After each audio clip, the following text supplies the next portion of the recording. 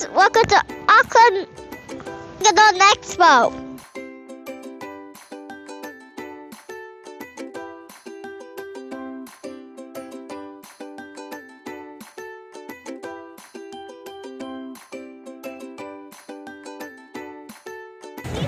Good day sa inyo mga ka-ATAG. So, dito tayo ngayon sa Armageddon Expo. So, last day ngayon ay April 27, 2026. Kasama natin si Nino Miguel. Say hi, Nino. Hi. So, yan, tingin-tingin. Dalawa lang kami. Kasi may pasok mamaya si Donna. And si Olivia, medyo hindi naman natin nadali dito. Kaya, yun. Hi guys, I have a Godzilla egg, and what Godzilla I got?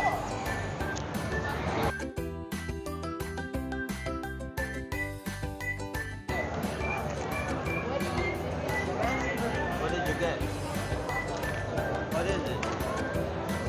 Huh? What is it? It's stuff? So what?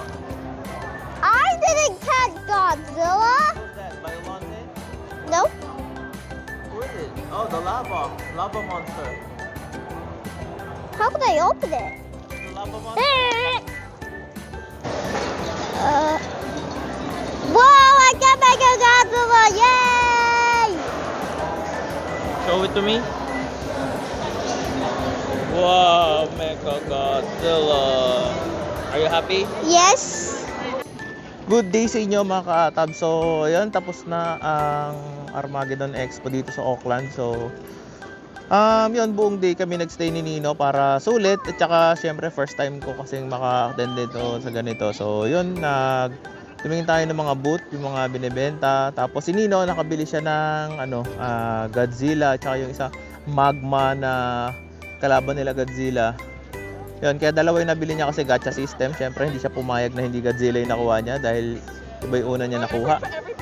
Tapos, ngayon, yun, naka-attend din ng panel ng, yung, siyempre, yung ini-interview. So, mamaya ilagay ko yung mga clips. Tapos, abutan namin yung Baldur's Gate. Tsaka, siyempre, mas, sa akin, is yung Avatar na Last Airbender. So, ang pinaka-umano sa akin doon, siyempre, yung character ni Dante Basco, si Zuko. So, isa Fire Nation.